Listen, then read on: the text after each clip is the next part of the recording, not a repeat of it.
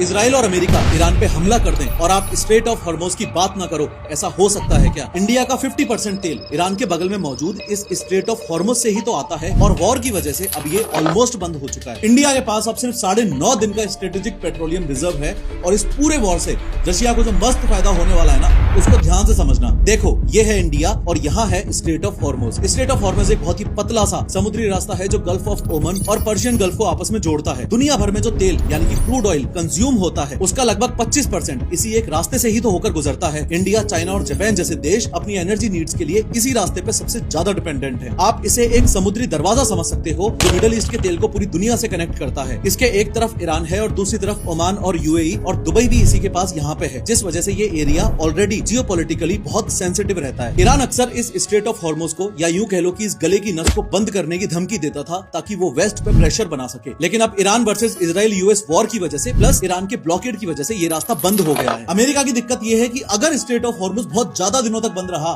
तो इंडिया और China Russia से और ज्यादा तेल खरीदेंगे और ट्रंप का दुश्मन पुतिन बिना कुछ किए ऑटोमेटिकली दुनिया का सबसे पावरफुल ऑयल सेलर बन जाएगा। यही जियोपॉलिटिक्स है। ईरान का खुद का तेल भी हॉर्मोज से जाता है, तो हॉर्मोज बंद करना उनके लिए सेल्फ डिस्ट्रक्शन था, इसलिए कभी फुली क्लोज नहीं किया था। लेकिन अब चूंकि अमेरिका ने उनका सुप्रीम लीडर खामेनेई ही मार दिया, तो ईरान के पास अब खोने के लिए कुछ भी नहीं बचता।